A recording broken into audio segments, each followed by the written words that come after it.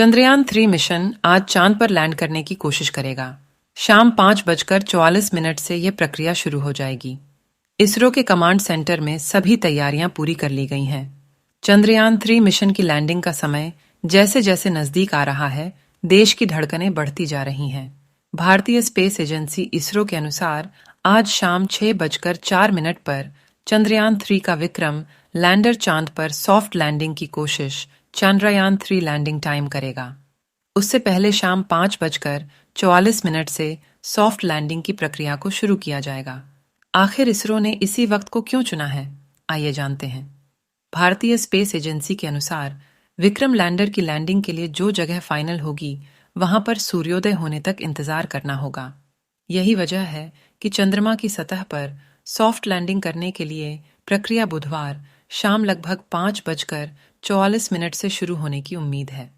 इससे पहले इसरो ने मंगलवार को कहा था कि मिशन तय कार्यक्रम के अनुसार आगे बढ़ रहा है। सभी सिस्टमों की रेगुलर जांच की जा रही है। मिशन सही दिशा में काम कर रहा है।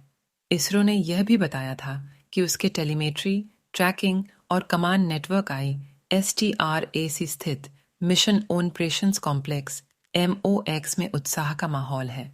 चंद्रमा पर उतरने वाला लैंडर जब उसकी सतह पर उतरेगा तो उसकी स्पीड करीब 2 मीटर प्रति सेकंड होगी। वैज्ञानिकों ने जो प्रोग्रामिंग और मॉनिटरिंग की है, उसके मुताबिक चंद्रमा की सतह को छूने के लिए इससे ज्यादा की स्पीड बेहद चुनौतीपूर्ण हो सकती थी। यही नहीं, जब लैंडर चंद्रमा की सतह पर उतर जाएगा तो उसमें से निकलने वाला रोवर भी कुछ सेंटीमीटर की गति के हिसाब से ही चलना शुरू करेगा। वैज्ञानिकों का कहना है कि महज 14 दिनों तक चंद्रमा की सतह पर सक्रिय रूप से काम करने वाला रोवर महज 500 मीटर ही चलकर चंद्रमा के राज खोल देगा। अमरउजाला.com को मिशन चंद्रयान पर बारीकी से नजर रखने वाले वैज्ञानिकों ने बताया कि चंद्रयान के लैंडिंग से 13 मिनट पहले का वक्त सबसे चैलेंजिंग होगा। जैसे जैसे मिशन चंद्रयान के पूरे होने की घड़ियां नजदीक आती जा रही हैं, समूचे देश ही नहीं बल्कि दुनिया की निगाहें इसरो की ओर से मिलने वाली पल पल की अपडेट पर बनी हुई है। वरिष्ठ वैज्ञानिक प्रोफेसर संजीव सहजपाल कहते हैं कि जब चंद्रमा की सतह पर लैंडर उतर रहा होगा तो उसकी स्पीड एक तरह से शून्य ही होगी। उनका कहना है कि वैसे तो चंद्रयान में यह स्पीड 2 मीटर प्रति सेकंड की होती है, लेकिन चंद्रमा के गुरुत्वाकर्षण के कारण इसकी प्रोग्रामिंग और प्रणाली ऐसी होती है कि यह सतह पर पहुंचते ही शून्य हो जाए।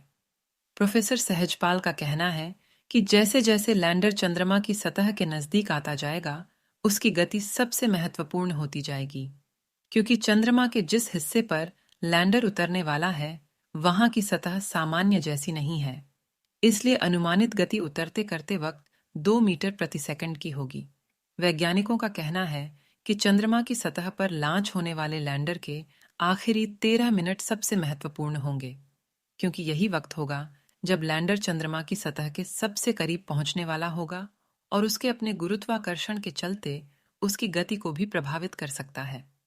हालांकि वैज्ञानिकों का कहना है कि चंद्रमा के गुरुत्वाकर्षण को ध्यान में रखकर ही लैंडिंग की पूरी योजना बनाई गई है। एक अनुमान के मुताबिक चंद्रमा की सतह से 30 किलोमीटर की ऊंचाई से लैंडिंग शुरू करने पर लैंडर की स्पीड तेज होगी, क्योंकि इसी तेज स्पीड के साथ चंद्रमा का गुरुत्वाकर्षण भी उसको अपनी ओर खींचेगा। वरिष्ठ वैज्ञानिक प्रोफेसर संजीव सहजपाल कहते हैं कि इसी प्रक्रिया के दौरान चंद्रयान के सिस्टम से लैंडर के उतरने की विपरीत दिशा में रेट्रोफायर शुरू होगी। इस प्रक्रिया से चंद्रयान की गति चंद्रमा की सतह पर उतरते वक्त न सिर्फ कंट्रोल में रहेगी, बल्कि अनुमानतः 2 मीटर प्रति सेकंड होगी और सतह को छूते वक्त करीब करीब शून्य रह जाएगी।